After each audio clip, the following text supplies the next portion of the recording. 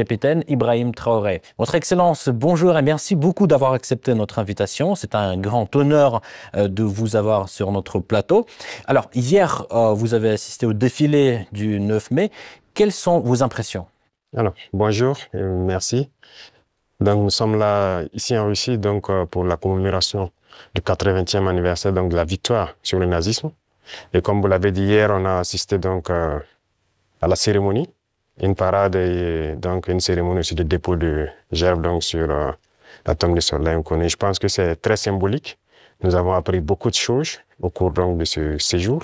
Ce n'était pas uniquement une fête, mais c'est une célébration de la victoire d'un nouveau monde. Donc, ça a beaucoup de sens pour nous. Mais la qualité du défilé, qu'est-ce que vous en pensez? Oui, c'est comme je le dis, c'était parfait. Parfait, et ça nous a fait apprendre beaucoup de choses. Et quand on fait défiler les engins qui ont gagné la guerre, c'est-à-dire les T-34 jusqu'aux engins modernes, ça nous montre l'évolution technologique de l'armée russe.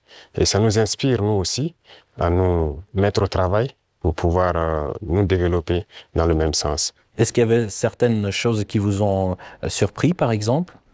Surpris, on est toujours surpris quand on voit l'avancée technologique. Et dernièrement, je pense qu'il y a une nouvelle arme qui a fait son apparition dans l'arsenal militaire russe, Oreshnik, qui nous avons pu voir passer.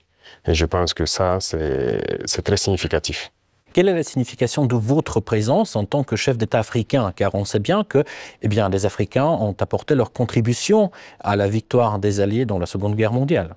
Bien sûr, c'est comme je l'ai dit, les Africains et les soldats soviétiques ont contribué beaucoup à libérer le monde du nazisme. Et si le monde n'était pas libéré du nazisme, on ne sait pas ce que ça allait devenir. Et en suivant les événements, j'ai vu que la Russie, elle seule, a perdu 1 million de soldats sur le sol européen en combattant. L'Afrique aussi a donné, nos ancêtres ont beaucoup combattu sur le théâtre européen, principalement en France, en Belgique, en Italie, pour libérer le monde du nazisme. Donc, c'est une histoire commune que nous partageons. Comment s'est déroulée la rencontre avec le président russe? Alors, pour l'instant, nous avons eu des rencontres brèves. Et dans quelques temps, nous allons avoir un long entretien. Et ça se passe très bien. Et vraiment, c'est très courtois, c'est amical, c'est fraternel. Et c'est tout ce qu'on demande en matière de nouvelles coopérations dans ce monde. Mais comment décririez-vous l'état actuel des relations bilatérales? Les relations se portent très bien et je peux dire que depuis 2 ans maintenant, les relations ont très bien commencé et nous sommes en train d'approfondir les volets défense-sécurité, mais aussi les volets éducation et plus tard les volets commercial et trucs. Donc nous avons échelonné les différents volets pour qu'on puisse échanger beaucoup, partager beaucoup d'expériences parce que nous avons beaucoup aussi à apprendre sur le volet éducation de la Russie, notamment dans les sciences. Notamment dans les sciences, mais dans quel domaine en particulier? Oui, il y a beaucoup de domaines dans les sciences, que ce soit les mathématiques, la physique, la chimie.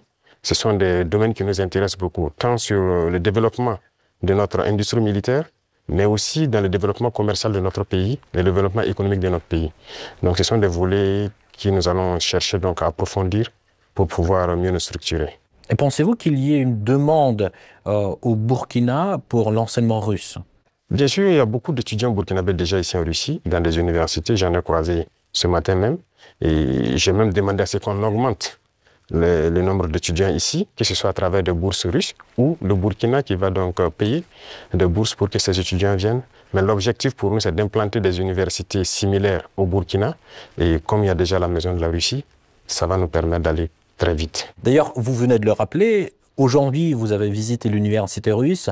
Comment s'est déroulée cette visite? Ça s'est très bien déroulé. J'ai eu des échanges fructueux avec le ministre de l'Éducation de la Russie, avec les recteurs et les étudiants, et surtout les étudiants de l'AES qui étudient dans cette université. Et nous avons eu de très bons échanges et on s'est parlé beaucoup de manière scientifique. Voilà. Parlons un tout petit peu de l'économie. Le volume des échanges commerciaux a augmenté de 10 fois en un an. Mais de l'autre côté, ces chiffres-là ne sont pas à la hauteur du dialogue politique. Comment expliquez-vous ce paradoxe?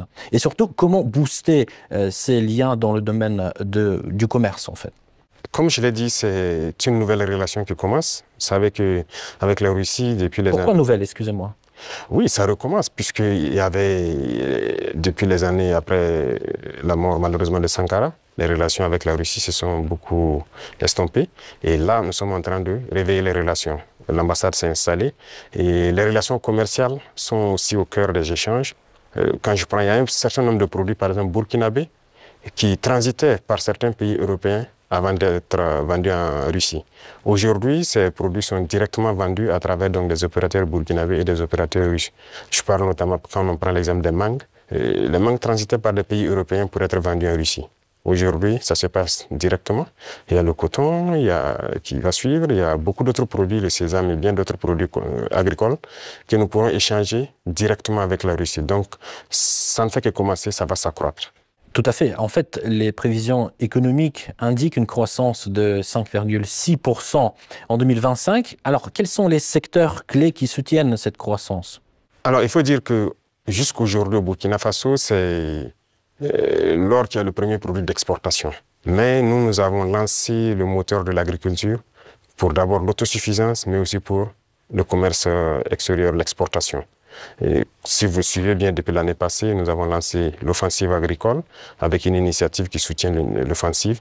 L'objectif, c'est de pouvoir accroître notre production agricole de façon significative, s'autosuffire, mais aussi il y a des produits de rente qu'il faille donc vendre à l'extérieur. Et tout ça doit pouvoir soutenir cette croissance et nous espérons être bien au-dessus de ces chiffres-là. Mais comment se déroulent ces réformes en fait? Il y a beaucoup de choses, ce sont des réformes difficiles. Il faut le reconnaître parce qu'il y a un système qui s'est installé, mais ce n'est pas impossible. Déjà, quand vous regardez notre production céréalière, on a eu une très bonne croissance en 2024. 2025, nous espérons encore faire mieux. Et ce sont des réformes assez courageuses. Quand vous prenez, par exemple, je reste toujours dans l'agriculture, nous avons, par exemple, décidé, à travers l'initiative de l'offensive, de labourer gratuitement les champs de nos paysans. Donc, l'année passée, on l'a fait. Cette année encore, s'il plaît à Dieu au retour, il y a un bon nombre de tracteurs encore qu'on a acquis, qu'on va mettre à la disposition des cellules mécanisées dans les différents départements pour accroître les superficies emblavées. Nous maximisons beaucoup dans la gestion de l'eau, à travers donc, une structure qu'on a créée, l'ONBA, pour maîtriser l'eau et pouvoir produire au moins 2-3 fois dans l'année. Parce que si on dépend uniquement des pluies, ce serait difficile. Donc, il y a ce secteur, le secteur minier aussi, que nous allons continuer de booster pour que le pays lui-même exploite ses propres ressources. Donc, nous avons commencé à acquérir des mines. Il y a beaucoup de permis qui sont là, que nous sommes en train de développer. Nos ingénieurs ont pu développer les machines nécessaires pour qu'on puisse exploiter nous-mêmes nos ressources. Donc, si on met à profit ces deux secteurs, et compléter avec l'industrialisation, c'est-à-dire la transformation de nos produits sur place, qui va nous empêcher d'exporter brut, ça va beaucoup nous amener à entraîner en tout cas une très bonne croissance. Donc ce sont ces réformes qui sont en cours, l'agriculture, l'industrie et beaucoup de secteurs. Pensez-vous que la Russie puisse apporter son soutien pour la mise en place de ces réformes? Bien sûr, bien sûr. Beaucoup de soutien et rien que la formation technique et professionnelle, c'est déjà une très bonne chose. Si nous payons des industries, il faut bien des gens qui vont les entretenir et les faire marcher. Et la Russie nous aide dans ce volet. C'est pourquoi je dis que nous avons une très bonne coopération avec le ministère de l'Éducation. Ils vont nous permettre de former des techniciens, des ingénieurs qui doivent pouvoir entretenir tout ce que nous faisons, mais créer nous-mêmes nos propres unités industrielles. Donc ça, c'est très important pour nous. Et dans le commerce aussi, comme je l'ai dit tout de suite, avec la Russie, ça se passe très bien. Et il n'y a pas de raison qu'on ne puisse pas approfondir tout ça. Parlons un tout petit peu de la sécurité. Quelle est la situation sécuritaire actuellement dans votre pays et d'ailleurs dans la région? Oui, dans la région, comme vous savez, la situation sécuritaire, en tout cas, nous essayons d'évoluer sur les champs de bataille. Ça, c'est la première des choses parce qu'il y a plusieurs facteurs qui rentrent en ligne de compte. Sur les champs de bataille, il y a de l'évolution. Si on prend de 2023 aujourd'hui, nous avons pu récupérer beaucoup de zones que nous avons pu pacifier. N'empêche que l'ennemi se renforce aussi. Il y a beaucoup de combattants étrangers qui rejoignent le rang des terroristes. Est-ce que vous pouvez préciser, vous parlez de quoi? Oui, les terroristes, ils sont renforcés par beaucoup de combattants étrangers qui viennent d'ailleurs, qui ne sont pas en fait, quand je prends le cas du Burkina, il y a beaucoup de criminels qui sont au Burkina mais qui ne sont pas burkinabés. Il y a aussi des formateurs qui viennent de beaucoup de pays pour les apprendre beaucoup de techniques. Mais quel est leur intérêt? Mais ce n'est pas du terrorisme en fait, c'est de l'impérialisme. L'objectif pour eux, c'est de nous maintenir dans une guerre permanente, qu'on ne puisse pas se développer et continuer à piller nos richesses. Et donc, ils ont tout intérêt à amener des spécialistes dans les mines pour poser divers types de mines, des spécialistes en explosifs. Aujourd'hui, les terroristes utilisent des drones pour faire le combat et tout. Donc, ce sont des professionnels venus donc, de certains pays qui viennent les apprendre tout ça. Tout ça, c'est pour continuer à nous maintenir dans une situation d'insécurité. Mais nous prenons la mesure de la chose, nous nous adaptons à chaque fois à leur mode d'action et nous continuerons le combat jusqu'à récupérer l'entièreté du Sahel. Y a-t-il des pays concrets qui financent ces combattants? Tous les pays impérialistes financent ces combattants. Voilà, ils sont nombreux. On ne peut pas les citer voilà, individuellement. Il y en a qui sont même cachés, qu'on ne peut pas imaginer. Mais ils sont nombreux. Ils sont nombreux. Il y a ceux qui ne sont pas cachés, qui le déclarent ouvertement. Je parle du récent scandale avec le soutien du terrorisme au Mali. Quel regard portez-vous sur ce qui s'est passé en fait au Mali? Oui, c'est malheureux, ils l'ont déclaré ouvertement, qu'ils soutiennent les terroristes. Et nous avons aussi pu remarquer effectivement, avec un certain nombre de technologies que les terroristes ont pu avoir, que ça vient d'eux.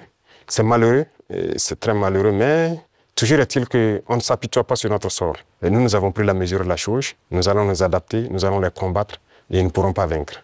C'est ça le plus important pour nous. Comment se poursuit la coopération humanitaire entre le Burkina Faso et la Russie? Ça se poursuit très bien. Je pense qu'il y a beaucoup d'échanges sur beaucoup de volets.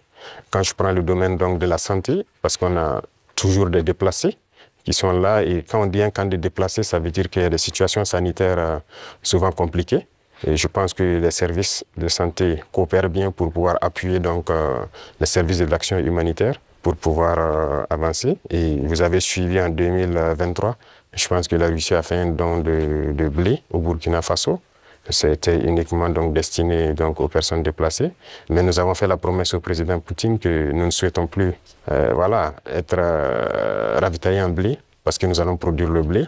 Et je tiens cette promesse parce que nous avons commencé à produire notre blé en quantité pour satisfaire. Donc ce qui veut dire que la coopération sur ce volet-là nous amène nous-mêmes à nous développer, à booster beaucoup de choses pour pouvoir combler les vides. Face aux tensions géopolitiques actuelles, notamment la guerre tarifaire entre les États-Unis et la Chine, comment le Burkina Faso adapte-t-il sa stratégie économique et diplomatique? Alors, ce monde est en perpétuelle mutation. C'est de la folie, souvent, les choses qu'on voit. Et il faut rester aux aguets et pouvoir s'adapter à tout moment. Et ça, c'est très important parce que nous suivons l'actualité. Il y a une bataille économique un peu partout. Mais a priori, nous commerçons avec la Chine sans problème. Nous achetons beaucoup de choses de la Chine et les Chinois aussi achètent beaucoup de choses chez nous. Il y a des entreprises chinoises qui s'installent chez nous, malgré le fait que les gens ont essayé de dénigrer le Burkina Faso. C'est pareil avec la Russie actuellement. Donc tous les pays qui se battent aujourd'hui pour leur indépendance économique, nous essayons de collaborer mieux avec ces pays. Parce que c'est une forme d'oppression de l'impérialisme. Il y a lieu que ceux qui sont opprimés s'unissent pour faire face à cette hégémonie-là. Donc, a priori, on s'adapte à toute cette situation. Monsieur le Président, quel regard portez-vous sur la récente détérioration des relations avec l'Algérie? Alors, vous avez suivi les événements et je pense que tout le monde comprend comment ça fonctionne. Et nous sommes au regret de voir l'incident qui est arrivé à la frontière donc, algérienne avec le drone qu'ils ont abattu. Et il faut le dire clairement, c'est pas amical. C'est pas amical parce que aucun appareil, on n'abat pas un appareil volant comme ça. Lorsque tout le monde connaît le protocole. Donc il n'y a pas à se voiler la face. Si un appareil traverse votre frontière, même s'il rentre sur votre pays, on l'identifie. Les radars permettent de l'identifier. Et on sait, il appartient à quel pays. Et il y a les relations diplomatiques pour ça. On contacte l'ambassade et il y a des attachés de défense, il y a beaucoup de mécanismes. On les contacte et ils peuvent confirmer si c'est leur appareil ou pas, s'il est sur le territoire par, voilà, peut-être qu'il a besoin d'aide ou bien il a perdu voilà, l'orientation et tout ça. Parce qu'un appareil peut être en l'air, il peut avoir des problèmes avec la météo, il est obligé de se cacher derrière les nuages, ça arrive très souvent dans nos pays. Donc un appareil rentre, on les demande, ils disent non, il y a beaucoup de couverture nuageuse, mais il y a en tout cas un phénomène météorologique qui l'amène à venir passer. Il peut avoir un problème technique, il peut demander de l'aide pour qu'on le guide à ce qu'il atterrisse. Donc il y a tellement de facteurs qui peuvent faire qu'un appareil se retrouve dans un espace aérien. On n'abat pas un appareil systématiquement. Le cas est arrivé avec nous. On a souvent vu un appareil américain qui est rentré sur notre territoire, qui faisait donc des reconnaissances et tout. On n'a pas abattu l'appareil. On a pris le soin de contacter l'ambassade américaine, qui ont pris quelques minutes, ils nous ont confirmé que c'est leur appareil et ils ont dégagé l'espace. Donc, on n'abat pas un appareil systématiquement. Donc, c'est un acte délibéré, inamical d'abattre l'appareil et c'est regrettable. Mais si je comprends bien, vous ne fermez pas la porte au dialogue quand même. Non. Il faut que les dirigeants comprennent que nous n'avons pas le choix que de nous unir face à cette situation de soi-disant terrorisme. Parce que c'est un phénomène assez complexe. Et je vous dis que le Burkina était assis dans les années 2012 à regarder le Mali. Et on était, quoi, le régime qui était en place était ami avec ces gens-là. Certains vivaient même à Ouagadougou. IAG a vécu à Ouagadougou. C'est la réalité. Mais qu'est-ce qui se passe aujourd'hui? Ils se sont retournés contre nous. Ce pas des gens libres. Ils sont manipulés par les impérialistes et les ordres qu'on les donne, ils donnent à leurs criminels sur le terrain, ils le font. Donc, il faut que chacun comprenne qu'on doit s'unir pour faire face. Il n'y a pas de négociation possible avec ces gens-là. Justement, parlons de cette unité, plutôt cette intégration qui se déroule actuellement au sein de l'AES. Où en est-on actuellement? Ça se passe bien, ça évolue. Nous sommes donc dans la Confédération et comme je dis, il y a beaucoup de choses à mettre en place. Voilà. Et il ne faut pas chercher à aller tellement vite et ne pas bien faire. Donc, nous sommes en train d'aller de manière progressive. Il y a beaucoup de structures à mettre en place. Il y a beaucoup de volets à mettre à niveau dans les trois pays. Parce que vous n'êtes pas sans savoir que sur le point de vue économique, on n'est pas au même niveau. Sur le point de vue militaire, il y a beaucoup de volets. Il faut essayer d'équilibrer. Et donc, ça nécessite la mise en place de beaucoup de structures, beaucoup de rencontres. Et la libre circulation, ça nécessite un certain nombre de paramètres à mettre ensemble. Vous avez dû voir qu'on a fait un gros travail pour aboutir à un document unique de sécurité pour les voyages et tout. Donc, c'est évolutif. Donc, ça se passe très bien. Justement, j'avais une question sur le volet économique. La création de la devise propre à l'AES est-elle toujours à l'ordre du jour? Oui, c'est à l'ordre du jour, forcément. Et donc, le processus continue. Il y a beaucoup de choses, comme dirais-je, beaucoup de billes à caler avant d'y arriver. Mais c'est forcément à l'ordre du jour. Si on parle de souveraineté, forcément, on a besoin de cette souveraineté-là. Voilà, donc c'est impératif. Peut-on s'attendre à l'élargissement de l'AES? Oui, dans le futur. Mais pour l'instant, comme j'ai dit, nous devons harmoniser nous-mêmes beaucoup de choses, mettre en place vraiment les bases, parce qu'il y aura beaucoup de protocoles additionnels, si vous le constatez, pour harmoniser nos politiques, que ce soit les politiques diplomatiques, économiques, voilà. Il y a beaucoup de politiques à harmoniser avant de permettre à ce que quelqu'un puisse s'ajouter. Mais y a-t-il déjà des pays qui s'intéressent à votre format? Oui, des pays s'intéressent. Voilà. Ils pourront être peut-être, je ne sais pas, pour l'instant le président de la fédération c'est le président malien, il pourra donner son avis sur la question, mais il y a des pays qui s'intéressent, oui.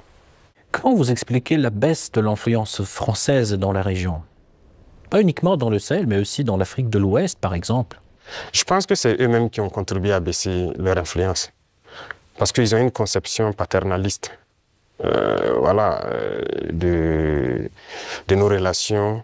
Et vous voyez, quand vous prenez tout de suite tout ce qu'on fait, tout ce qu'on prend comme initiative, eh c'est la Russie.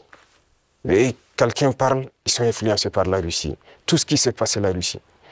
Pourquoi ils ont les yeux fermés comme ça? Donc l'Africain n'est pas capable de développer quelque chose. L'Africain n'est pas capable d'inventer, d'innover, de prendre des initiatives. C'est ça que nous combattons. Et tant qu'ils vont continuer de voir l'Africain comme ça, comme un sous-homme qui n'est pas capable de réfléchir, qui n'est pas capable d'innover, capable d'inventer, on ne pourra jamais être amis. Les époques ont changé. Donc c'est la vision même qu'ils ont du noir. Il faut qu'ils arrêtent ça. Parce qu'en nous traitant comme ça, c'est comme s'ils voient le noir comme un sous-homme. Et là, c'est dangereux. Il faut qu'ils changent de langage. Mais en quoi ça se voit, cette attitude? Et regardez dans leurs discours. Regardez dans leurs discours. Même le président français, toujours dans ses discours, les jeunes Africains sont influencés par la Russie. Il le dit. Les médias occidentaux, vous les écoutez souvent. Ils ne passent leur temps qu'à mentir. Et regardez aujourd'hui l'AES qui est un modèle qui est en train de se dessiner. Ils ne peuvent pas se lever du matin au soir sans parler du Burkina ou parler de l'AES. C'est impossible pour eux. Et chaque fois, ils cherchent à envoyer des informations pour diviser, pour manipuler la jeunesse. Mais ça ne passe plus. Je pense que les gens sont assez conscients, les gens ont l'œil ouvert. Et vous tous, vous êtes victimes de ces gens-là, la communication. Ce qu'ils font, ce qu'ils disent sur la Russie et tout, on le sait. Jusqu'à aujourd'hui, il y a des jeunes Africains qui ont les yeux toujours fermés, qui croient à leurs mensonges. Le récit de la Seconde Guerre mondiale. J'écoutais la dernière fois, quelqu'un disait que à la fin de la guerre, dans les 10 années qui ont suivi, si on demandait en Europe qui a gagné la guerre, les gens disaient c'est la Russie. Mais aujourd'hui, si vous demandez en Europe qui a gagné la guerre, ils vont dire que ce sont les Occidentaux. Par la communication, ils ont réussi à renverser l'histoire. Et l'histoire africaine aussi, ils ont tout manigancé pour faire passer les mensonges.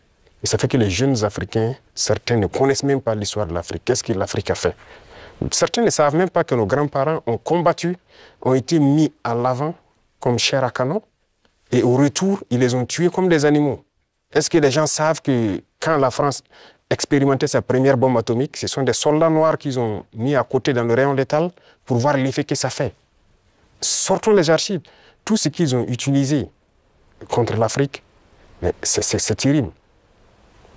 Donc il y a tout ça qu'il faut communiquer pour que les jeunes Africains comprennent, parce qu'il y a beaucoup encore endormis qui continuent de communiquer pour les impérialistes.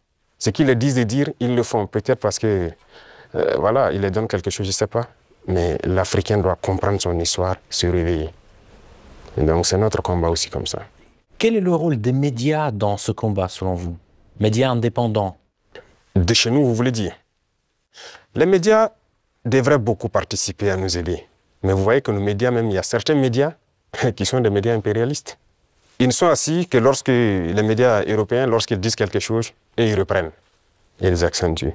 Il y a plein de médias dans nos pays qui combattent même les régimes comme notre régime.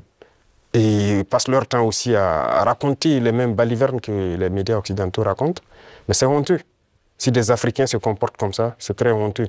J'imagine qu'il doit avoir honte de se regarder à la glace le soir. Si tu es payé pour raconter des mensonges sur le noir, c'est très grave. Donc, on est en train de conscientiser. Au Burkina Faso, si vous voyez, actuellement, beaucoup de médias accompagnent la dynamique, participent à conscientiser la jeunesse à travers des débats et tout. Donc, c'est ce que nous souhaitons vraiment pour les médias. Pensez-vous que notre média puisse aussi jouer son rôle dans ce combat? Bien sûr, beaucoup. Il faut jouer un rôle très important parce que, vous savez, je l'ai dit en 2023 à Saint-Pétersbourg et je le répète encore aujourd'hui, la Russie a contribué à sauver le monde. L'Afrique a contribué à sauver le monde. Il faut le dire. Il faut que les jeunes le comprennent. Que tout ce qui se raconte dans les films Hollywood, c'est faux. Ce n'est que du mensonge. C'est la même chose. La guerre du Vietnam. Aujourd'hui, on voit, l'histoire est tronquée. Mais il faut communiquer. Vous voyez, moi, ils n'aiment pas que je parle.